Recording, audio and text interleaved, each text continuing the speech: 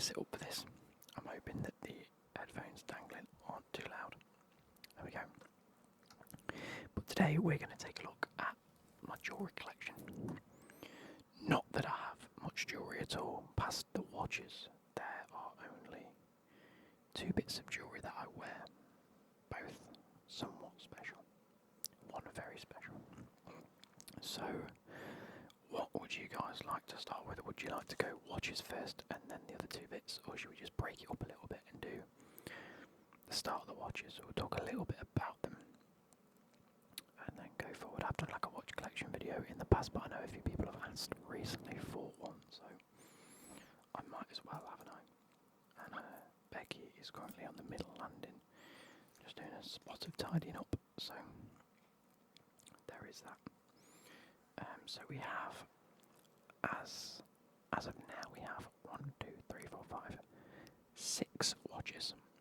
I have my 7th and 8th pinpointed in my head as to what I want,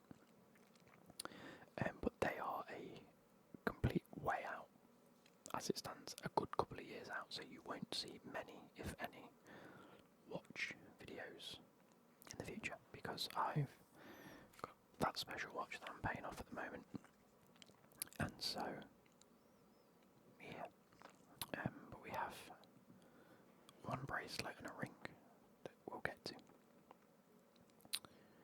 But yeah, so starting with, yeah, we'll go in this order, starting with the Timex. So I'll keep them on here for now. So this is the Timex Q. I can't remember the actual code now. It's been a while since I've worn it as well. I said I'd keep it on there, but I've obviously not. It is the, does it say on here?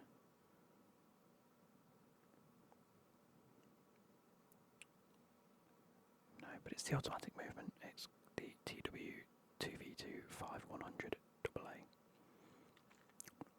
It's got 18mm look to look, water resistant 50 millimeters and 50 meters, and it comes on a lovely bracelet. There we go.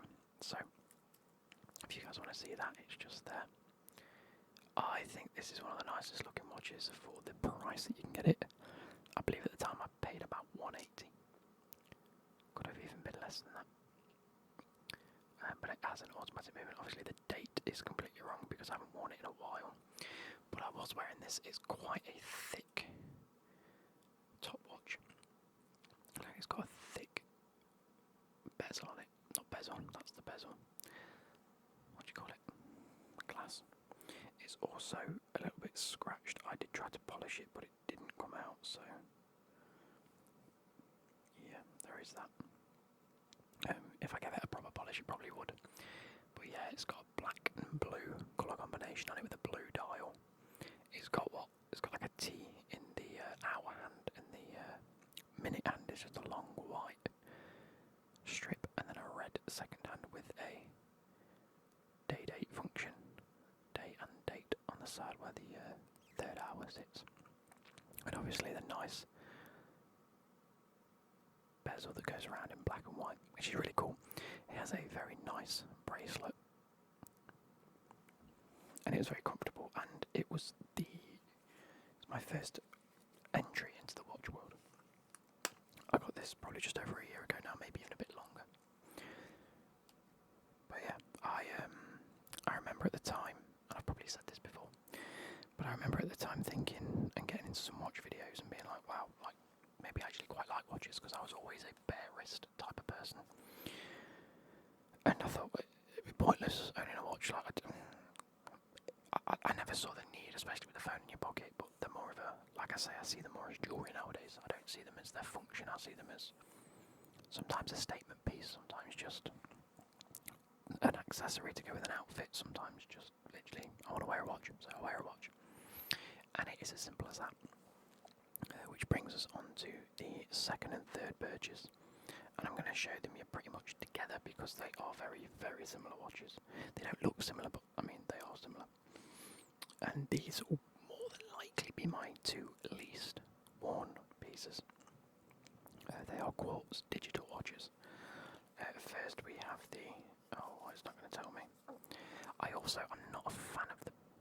bracelets and getting them on and off. I just find them a bit of a pain.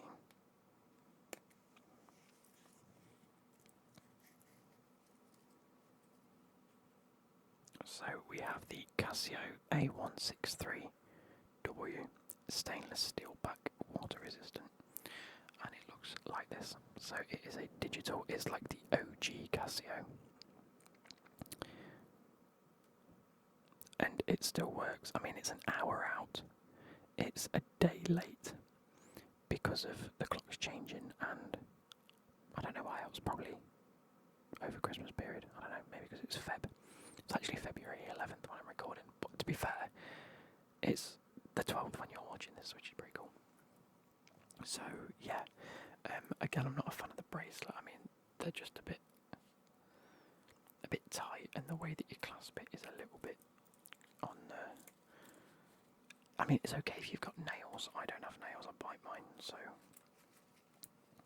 it can get a little bit finicky, and it sort of hurts my fingers to really clasp it back up. That being said, let me actually go ahead and do it. There we go. And I'll show you just there like that. So you can see it's got like a black face. Digital dial. I think there is a light function, right? Oh. Didn't mean to do that. That top button puts the light on, but you can't quite see it. I mean, it's light enough in here to not really need it. Anyway. Which then brings us on to the third one. I got both of these just because, like, I wanted to start the watch collection and just have a few pieces to choose from. It was literally all I was thinking about. I was like, look, I've got the watch box, I've got a watch. Let's add a few pieces that are nice and cheap, something that I can go and buy maybe 1 or 2 watches off on the go, but be a little bit different. And then I saw this, again, another Casio, quartz movement, digital on the bottom, but actual, like an actual watch face with a digital dial as well, and does everything the one before does as well. But it comes on like a more of a black, like a dark grey, almost black metallic strap, which again it has the clasp that I'm not a fan of. I'm not particularly a fan of them, but definitely easier. Like, you don't need to take any links out. It's just you move it to wherever's desired, and then you wrap it around your wrist. So as you can see that there, it's got like a salmon orange coloured dial, maybe a copper coloured dial, and it's definitely something that I'm a big fan of. I do like it. Again, will probably be one of my least worn watches because I am more of a fan of automatic analog watches, nothing that's digital. Just, I think that over the year or two that I've spent collecting the watches themselves, I've found that I just like a normal, ordinary watch. Like I say, I think I prefer them as a jewellery piece. So that then moves us on to this green Seiko. I did buy a watch beforehand, but I'm sort of going in order of probably favouritism. If I'm going to go that way, I'll start with the Timex. The 2 Casios I probably won't wear, but the Timex I do. And then this will probably be next in the pecking order. Is my green Seiko. There you go, you can just about catch the green on it. I think it looks black if you do that. And like, if you do that, I think the colours get whitewashed a little bit, but it's sort of the same colour as this jumper, which is probably one of the reasons I bought it.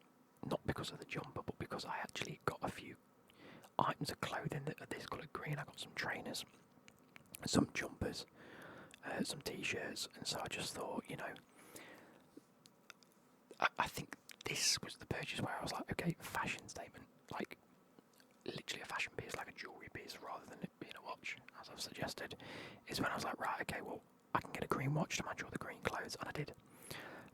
Very similar to the first watch, it's got a solid bezel of just one colour, it's not two-tone, it's got a dark green matching face to the watch.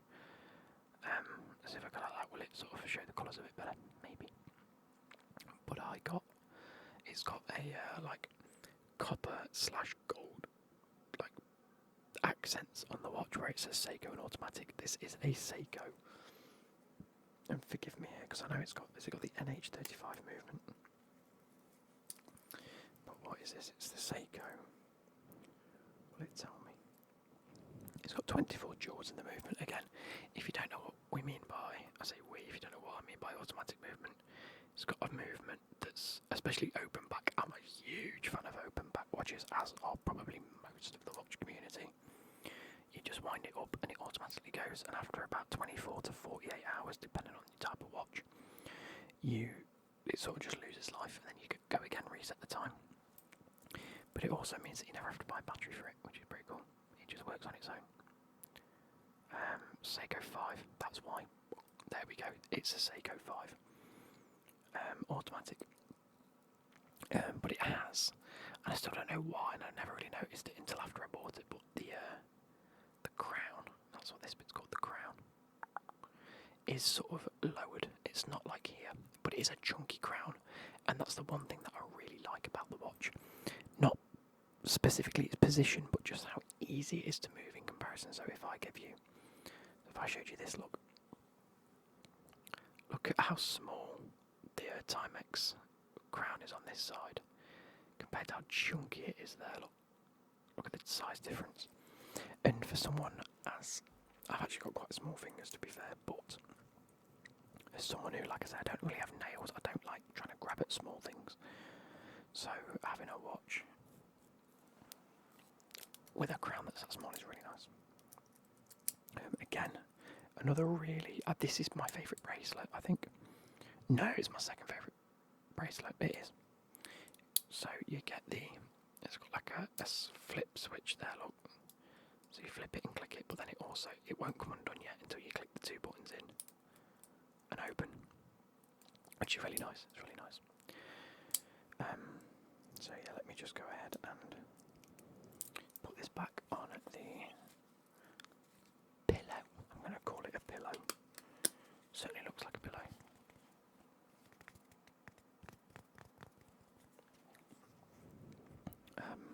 I guess we're doing watches first, and then we're going to go. And then we have what I wear on a daily basis. This is my baby, my blue Tissot PRX.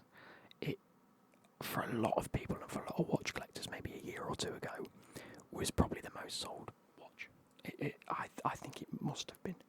I think you'll find it hard to find a watch that sold as many as these. They became an absolute statement, and you can see just the stark difference in quality. This, I don't know if the Seiko has sapphire glass, but this has sapphire glass.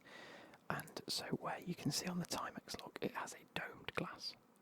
Can you see how it's ridged at the top? Which is fine. That's its design. The Seiko itself is both flat, but obviously it's recessed. Now this is just pure flat, and it sits very flush to any items of clothing, and I love it.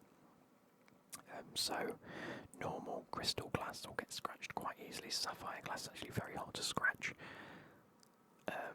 but you're going to pay more for it. This is the PRX the PRX Powermatic 80, which is just the name for the movement in it. It's an automatic movement, because PRX you can also get in the non-automatic and the quartz version for a lot cheaper. But I'm a very big fan of automatic watches, as I said, especially open back. Now, when I first started looking at watches, like I say, I was looking at the Timex, and I actually wanted the PRX in a dark blue, and I was like, that's lovely, but the only thing that was holding me back was one. I already had the Timex in a dark blue, and I didn't particularly want to go and get two dark blue watches. On top of the fact that I wasn't a fan of the black dial, and I didn't particularly like the green dial. Like I say, if I was going to get green, I went and got the Seiko anyway. I think I got this before I got the Seiko, truthfully. I think I might have actually, yeah. And so, sorry, I forgot what I was saying there because I got interrupted, but yeah, it was the first one where I thought, right, okay, I'm willing to put a bit of money into this watch collection business. So, not business, you know what it is. Just me collecting watches. So, yeah, I saw it and I was like, okay, I'll get the blue dial. And then, like, as I was saving up for it, they announced that, well, I actually saw one or two people released what they called a Tiffany dial. This isn't technically a Tiffany because it's a little bit too, it's more just light blue and sky blue. But they were brand in sort of these lighter blues, Tiffany. And so I thought, oh, if Tissot released one in light blue, I'll get it. And they did. And I was like, wow, okay, so saved me getting a dark blue one. I really like the colour on this. And actually, I wear this pretty much every day. It's probably my go-to. It's old reliable. Not old at all, but it's reliable, very good. And I must say, it sounds daft because you don't really notice until you sort of it happens, but I've had like 3 or 4 people tell me it looks really nice. And I'm like, it's just a watch, mate. But the whole point in wearing it, like a jewellery piece, is for someone to compliment it, I suppose, at the end of the day. So there is that, and it's gone straight back on the wrist. But that brings me to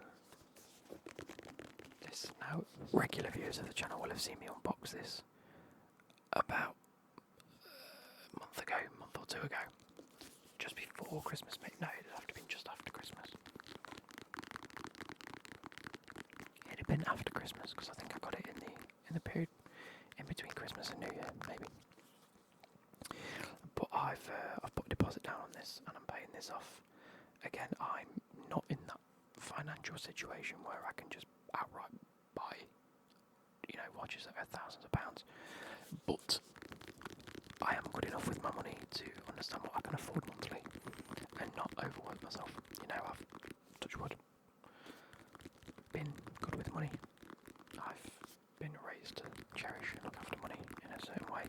Doesn't mean I've got a lot of savings, mind, but I don't really live with outside of my means. Even my car, that's my biggest purchase of the month that comes out, and even now I'm like, next time I get a new car, I probably won't be looking at spending that amount of money. It's not that it's that much money, but when it comes to things like this, I got my e-scooter, I finished paying that off just before Christmas, and I was like, okay, I didn't find it too much of a stretch to be paying off what I was paying off on that, because I got that on finance. It's really good for your credit score. If you pay 1 or 2 things off a year, or have a few things on there, again, you can afford. So I decided if I can afford less than that a month, then I'm happy. I'm saving myself money, do you know what I mean? But no, instead of financial burden, it's still a lot of money. And luckily for me, I managed to get the discounted price still on finance, because a lot of places, if they offer finance, they won't give you the discounted price. They'll either give you the full price or offer you the discount outright. But luckily, I managed to get this. And this is one I'd had my eyes on as I was looking at my PRX. So, and I said to Becky months ago, if I was to get a watch, a dress watch, that'd be the one. And she was like, yeah, not a chance of you buying that. But then I paid off everything else and I can pay this. So this is the Frederique Constant, or Frederique Constant Geneve skeletal, what's it called? Moon phase watch, where it shows you the phase of the day, whether it's the day or night. It has Roman numerals. It's a very elegant dress watch with a leather strap, a crocodile leather strap, crystal glass, and just really, really nice. I'm just gonna. Now, it still doesn't fit my wrist very well. It still doesn't fit my wrist. I am slowly wearing it once every so often to try and break it into my wrist. I do need another hole cut in, which is a bit of an issue, so I'm going to have to take it somewhere and get it cut because I want it doing properly. I don't just want to do it myself. There's not a chance. I wonder if this will pick it up a little bit better if I go really close. There you go, look, Frederique Constant across the middle. The moon phase on the bottom and the skeleton. Open back, so that skeleton open. It is an open back, as I do prefer, but you can also see through that bit. Look, you can sort of see my face and through this top bit. But this is very much a once every so often watch. I won't wear this. I think I've worn this maybe 3 times so far.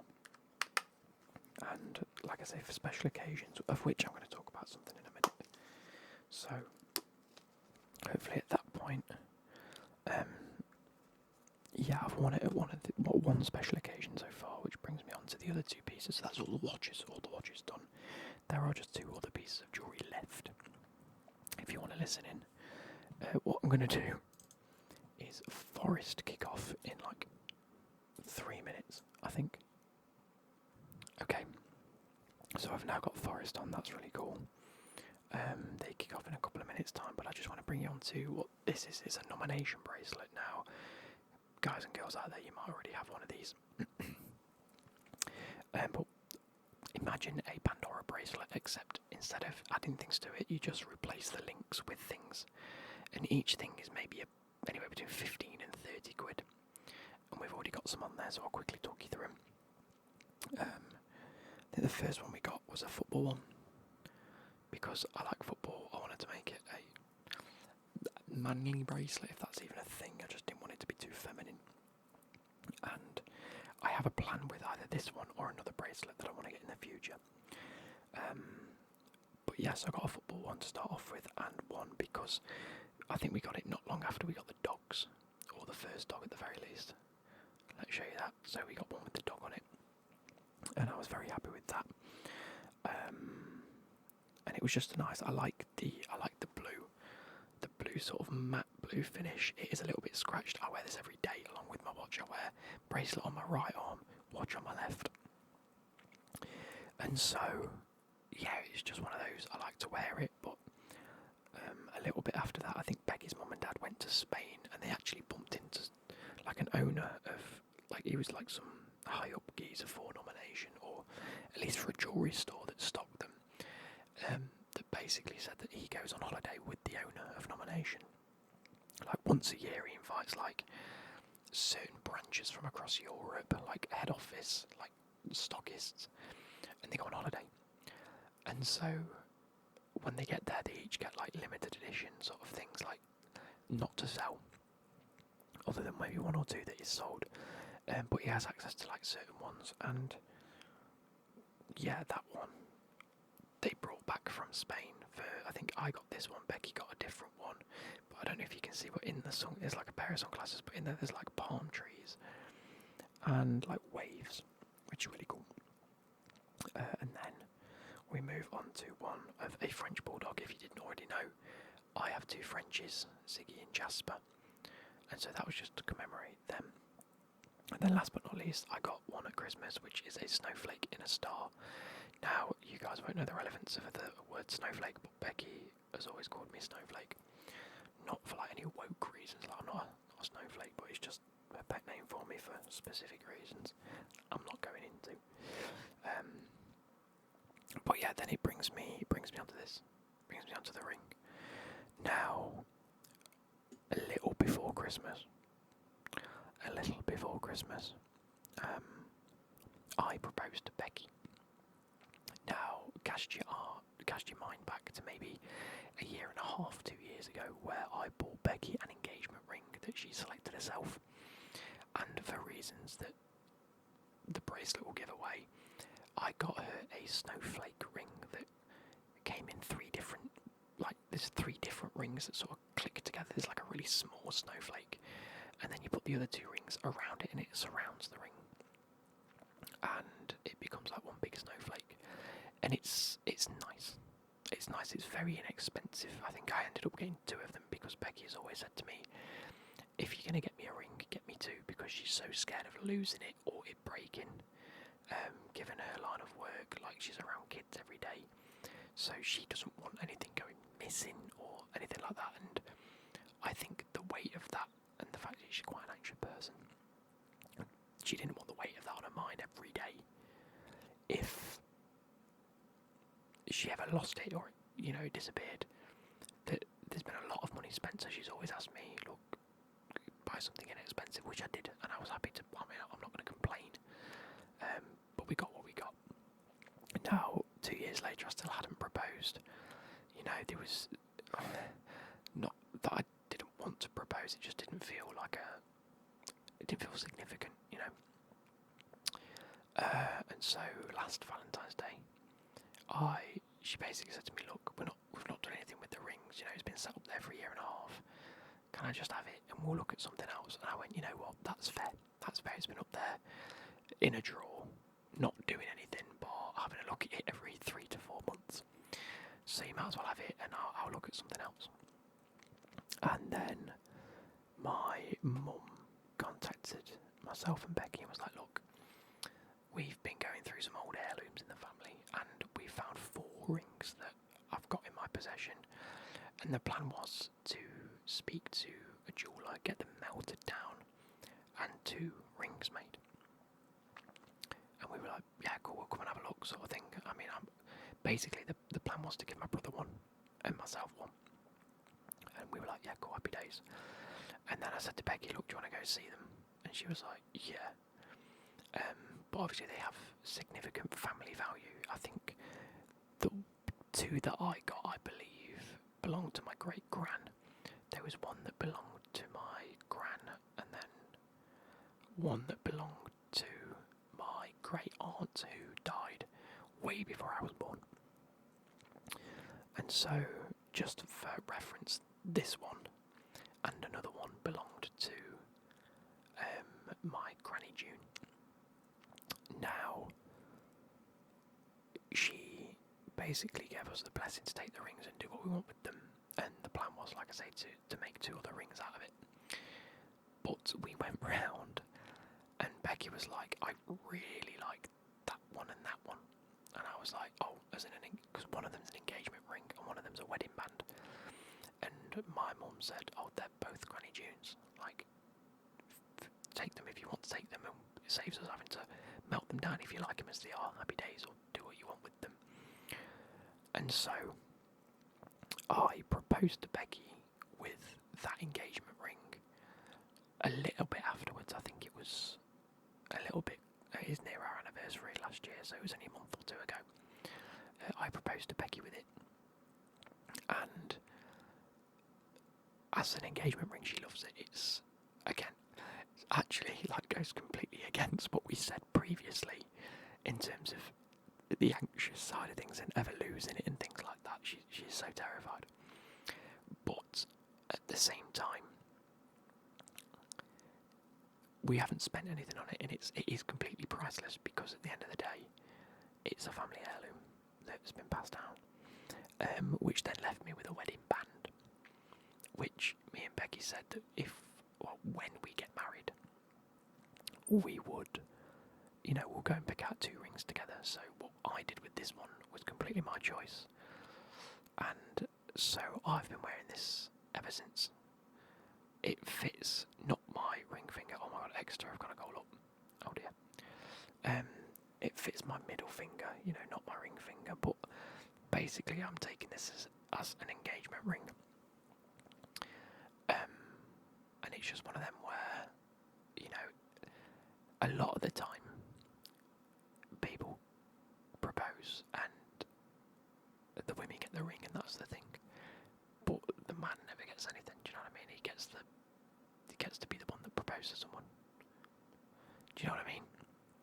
And so I'm sort of really happy, and it has actually, it's is it 9 karat gold, I think, with 3 black sapphires in it. It's got 3 black sapphires in there. Now if you can see them sort of glinting, there we go. We've had them valued, and they're very inexpensive. They're not very expensive at all. And there are many online that are somewhat similar. I think they're from the 60s or the 70s. So they've got a good 50 years in them at the minute, which is really cool. But yeah, so I proposed to Becky a little bit just before Christmas. Told my family, told my granny June, and I was like, look, I've proposed to Becky with the ring, and she was delighted. And then she passed away on the 2nd of January. So, what about that for timing? So yeah, it is what it is. She lived a very long life, and she wanted to go. She'd had a stroke a little bit through the middle of last year. But I keep saying to Becky, like, what are the odds that I didn't propose for like 2 years, with not giving up on the other ring, but basically said you can have the other ring, and truthfully, she's been wearing it every so often, and it hurts her finger. It's just a little bit impractical at the time. It's one that we originally got, which was a little bit impractical in day-to-day use. And it kept getting caught on things, which was more annoying for her. And so, just because of the shape of it being a snowflake. And so we'd waited all that time.